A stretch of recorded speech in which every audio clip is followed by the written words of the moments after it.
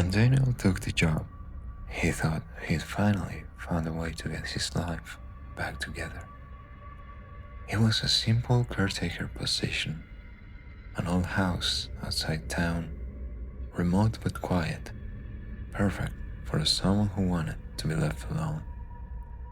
The owner, a woman named Mrs. Harrow, told him she only needed someone to keep an eye on the place for a few months while her family sorted out the estate. He arrived just before sunset. The house stood at the end of a dirt road, past where St. Elara's streetlights stopped. It wasn't decayed exactly, just still, like it had been waiting too long for someone to return. Inside, everything was covered with white sheets. They gave the rooms a soft, ghostly glow when he turned on the single bulb in the hallway. The air smelled of wood and thyme. "Basement's locked," Mrs. Harrow said over the phone that first night. "Don't worry about it. The key's been missing for years." He nodded, even though she couldn't see him. Got it. That night, the wind pressed against the house like it was trying to get in. The windows rattled in their frames. Daniel didn't sleep much. All houses make noises, he told himself. Just the wind. Just the wood expanding.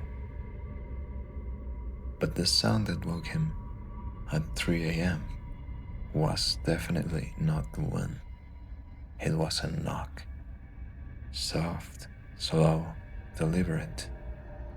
Like someone tapping on wood with their knuckle. 3 times. From somewhere below. He sat up. The sound stopped. The floor was cold under his bare feet when he got up. He stood in the dark, listening.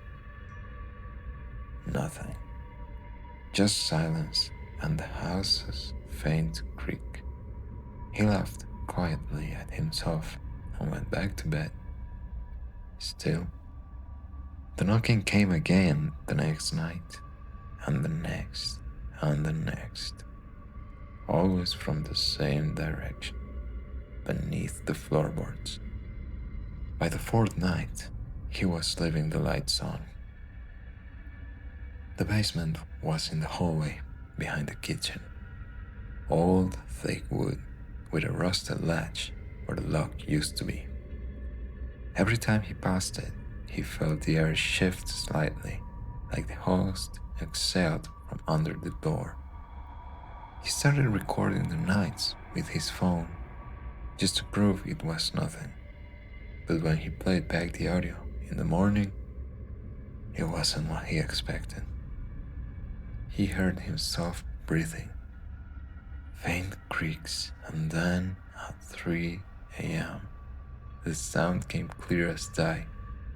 3 slow knocks, followed by a low, drowned-out whisper. Not words, just a shape of speech, too slow, too soft to make sense. When he listened again later that day, the whispering was gone. The file had changed lengths, 3 minutes shorter. The next evening, the lights in the kitchen flickered out. The bulb popped with a sharp hiss, showing faint smoke. He stood in the dark, flashlight beam trembling against the counters. The air felt thick down there, like standing inside someone else's breath.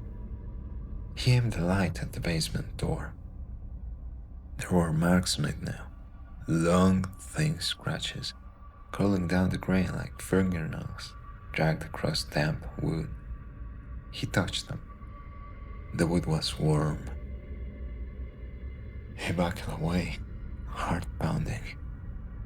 "I'm not doing this," he whispered. "No." He packed his bag that night, decided he'd leave at dawn, but around 2 a.m., the phone rang. It was Mrs. Harrow. He hesitated, Then it answered. There was static, then a voice.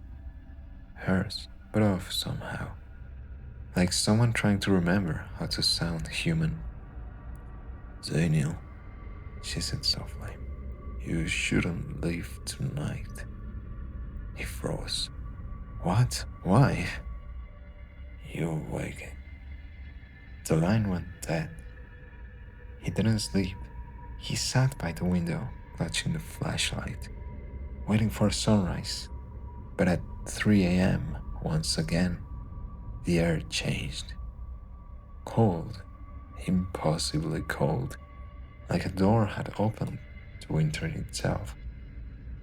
Then the knocking began, 3 times, and this time the floorboards beneath him shivered. The sound came again, 3 knocks, closer now.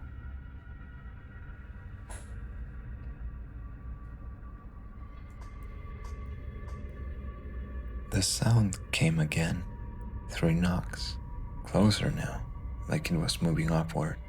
The flashlight flickered.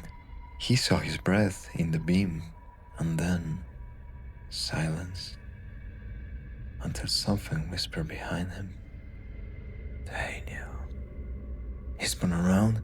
The beam swung wildly across the living room, white sheets glowing like pale figures. Nothing was there.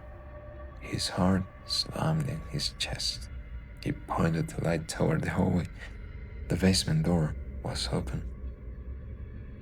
He didn't remember walking towards it, but suddenly he was there, standing at the top of the steps.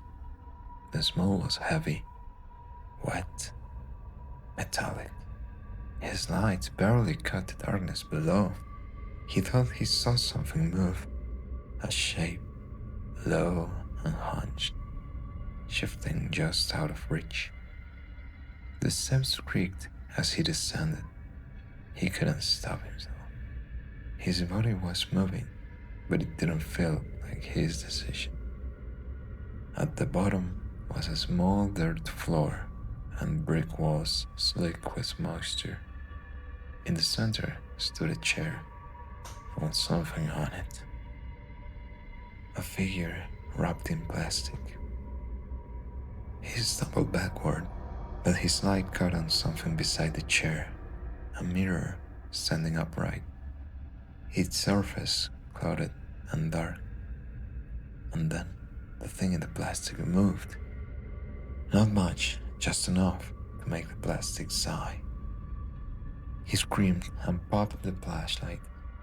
He clattered across the floor, spinning the beam wildly, and for one brief moment, he saw what was in the mirror. It was him, standing right there, but his reflection smiled. He woke up the next morning on the floor of the living room, sunlight sanding through the dusty curtains. The basement door was closed again. His flashlight was sitting neatly on the table beside him. He tried calling Miss Harrow, but the line was disconnected. He left that morning, never looked back. But sometimes, when he plays back those recordings, he swears he still hears the whisper. Not in the background, not distant, not behind the knocks, right next to his ear.